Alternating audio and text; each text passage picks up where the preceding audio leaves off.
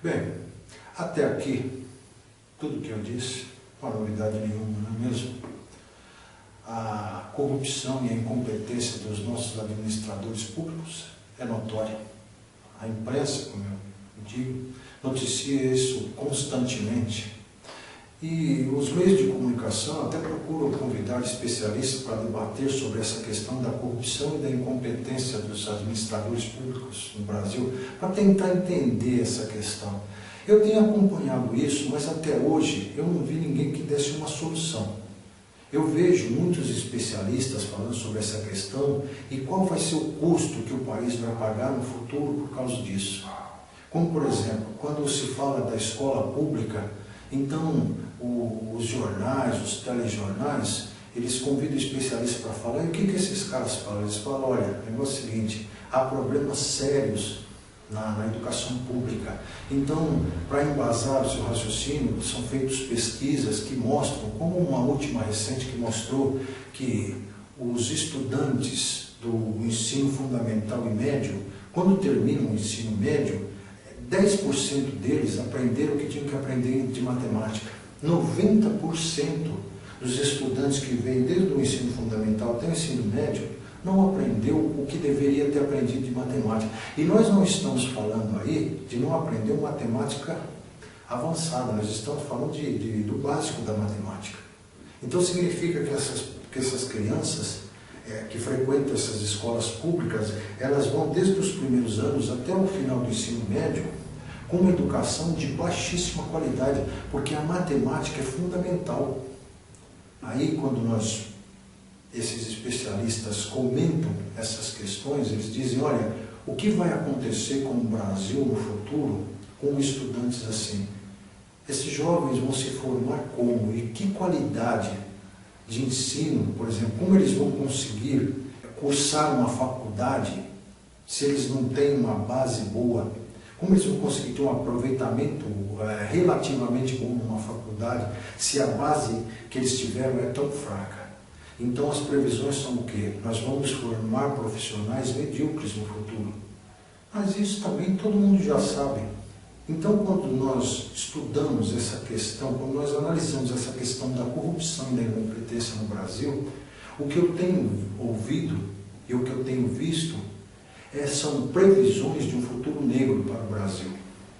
Só que a questão é, a corrupção e a incompetência no Brasil não tem solução, porque a sensação que há hoje no Brasil é essa, que realmente não é possível combater essa corrupção, não é possível melhorar os serviços públicos, porque os administradores, os nossos digníssimos administradores vêm fazendo o melhor.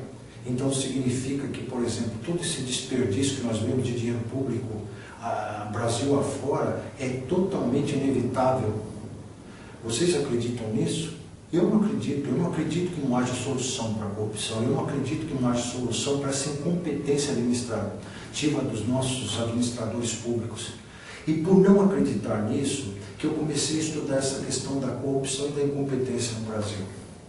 E aí, quando você estuda uma questão tão complexa como essa, sim, porque essa é uma questão complexa, porque essa incompetência e essa corrupção, historicamente, ela vem desde a fundação do Brasil.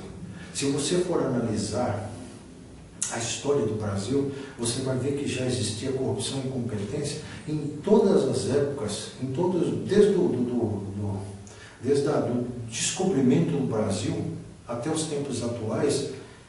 Essa corrupção ela vem acompanhando o governo, seja qual for os governos que nós já tivemos. Mas isso não tem solução? Tem. E a questão é essa. Ao estudar uma questão tão complexa, se nós não podemos encontrar a resposta na superfície, o que geralmente uma questão complexa não apresenta uma resposta na superfície, nós temos que ir na sua essência.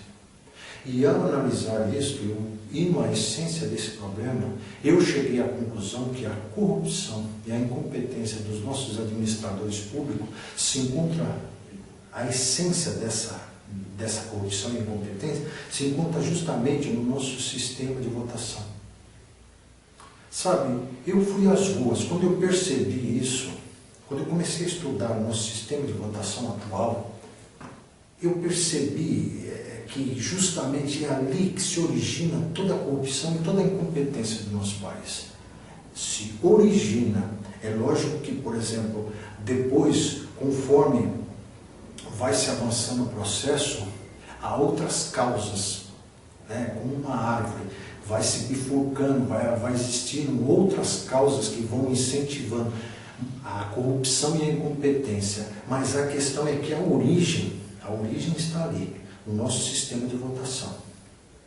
Ao perceber isso, eu fui às ruas perguntar para as pessoas se elas conheciam esse sistema de votação que nós temos implantado no Brasil. Olha, eu entrevistei estudantes, eu entrevistei professores, eu entrevistei intelectuais, eu entrevistei pessoas humildes do povo, pessoas de baixa renda, de alta renda, jovens, pessoas idosas.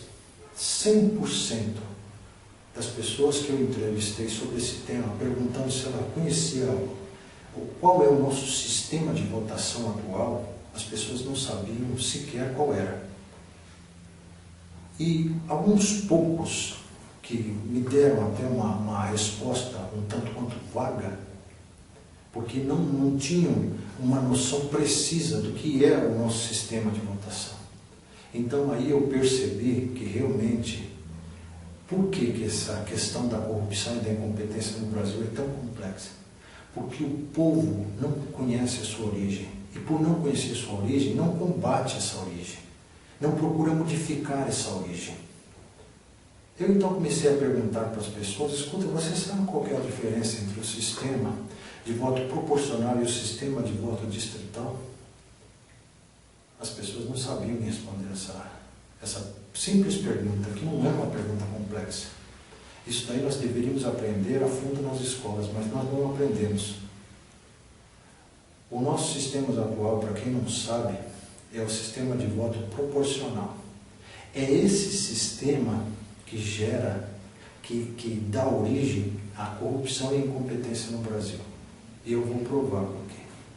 Eu vou provar por que esse sistema é um sistema maquiavélico.